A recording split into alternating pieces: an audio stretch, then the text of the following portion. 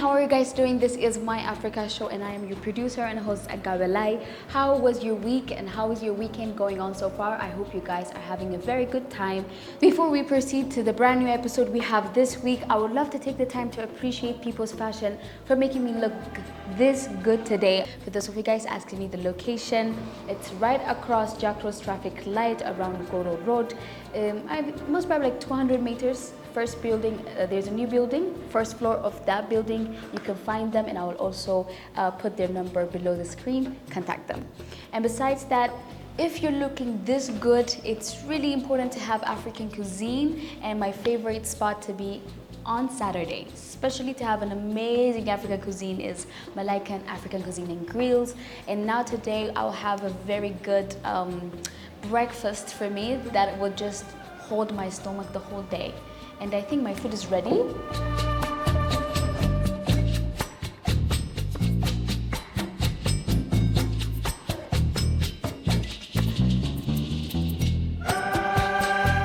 While I'm having my breakfast, we will go straight to the first segment of our show, which is coffee time.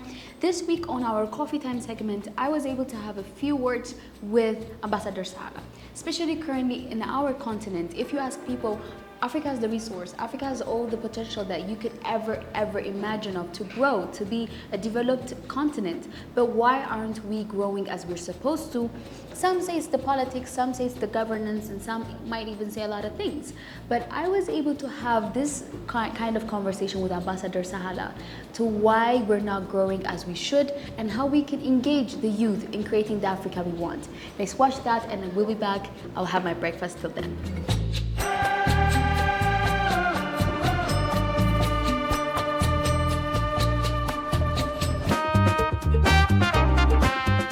Introduce yourself. Let's start with that for our audience. My name is Salah Hamad. I'm from the African Union Commission, and I head the APSA, the African Governance Architecture, and the African Peace and Security Architecture Secretariat within the Political Affairs, Peace and Security Department of the African Union Commission.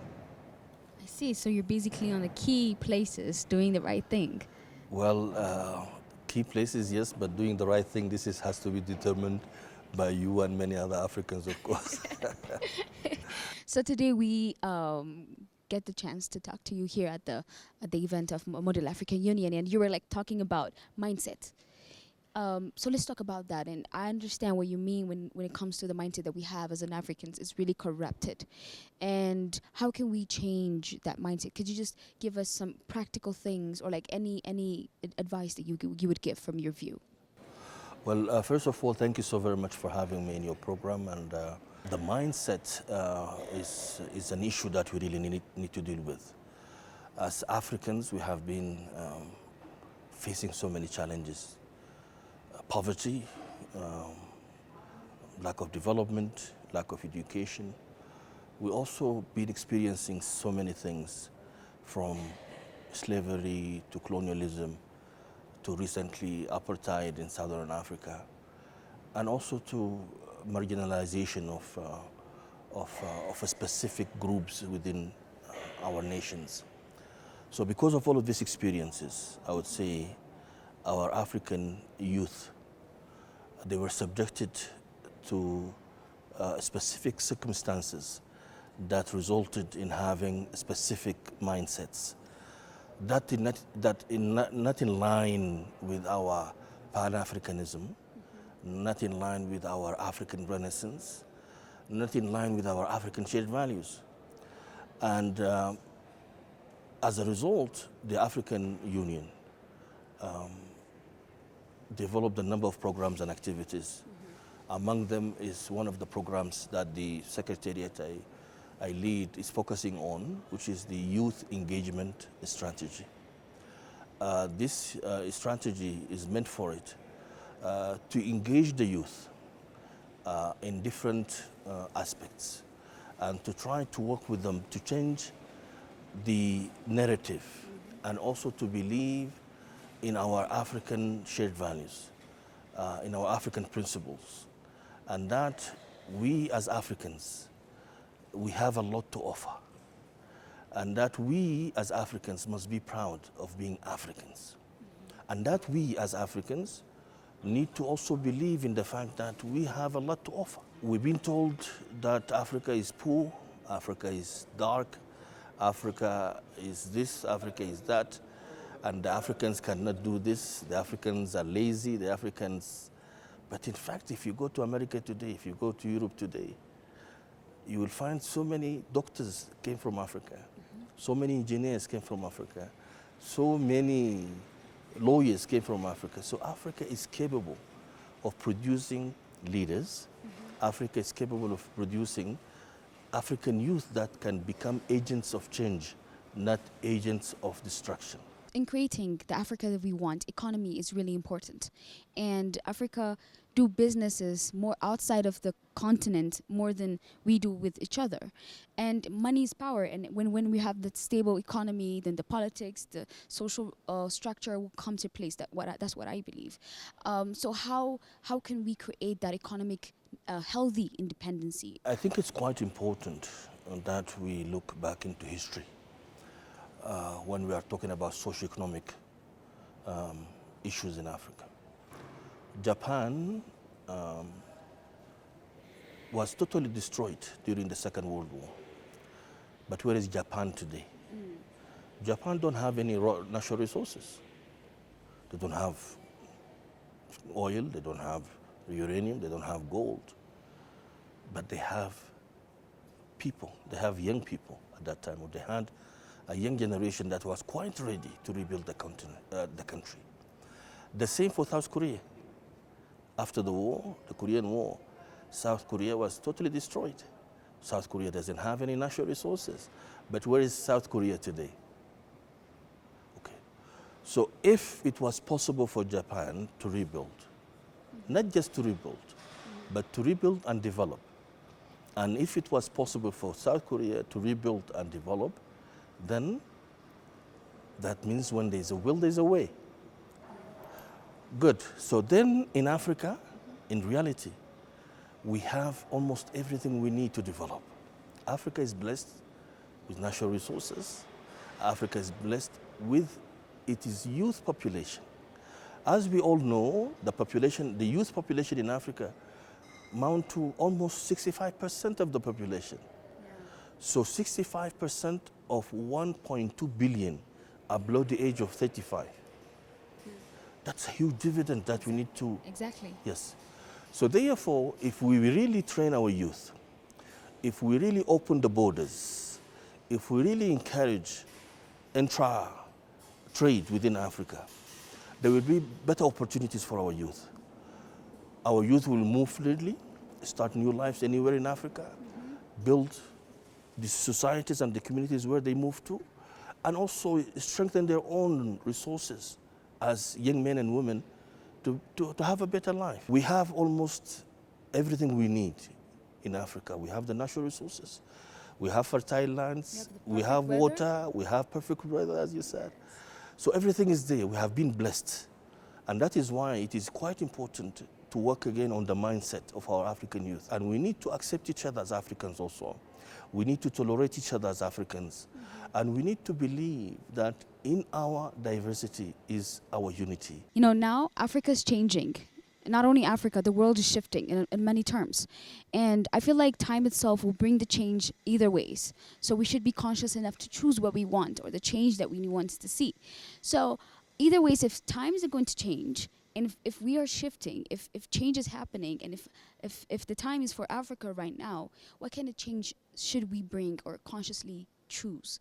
Or what kind of character should we build in this process of changing? Maybe could you give us your reflection on this? Well, our leaders adopted, as you know, Agenda 2063. Agenda 2063 is the blueprint for building the Africa we want and the Africa we deserve. So the idea is now that we have action plans at the continental level and we have action plans at the national level. At the continental level, there's focuses on building roads, bridges, railways, airports, opening the skies, opening the borders, try to focus on continental free trade agreement and processes. enabling our youth to move around. So there are so many now, I would say, instruments. There are so many treaties, there are so many agreements. So the question is how we can really implement. Because without the implementation of all of these treaties and all of these agreements, then there is no use of having all of these really treaties and agreements. And that is why I think we really need the leadership of Africa today to engage our youth further. So then the youth could really believe in the fact that the future could be better. In many cases, unfortunately, our youth lost hope.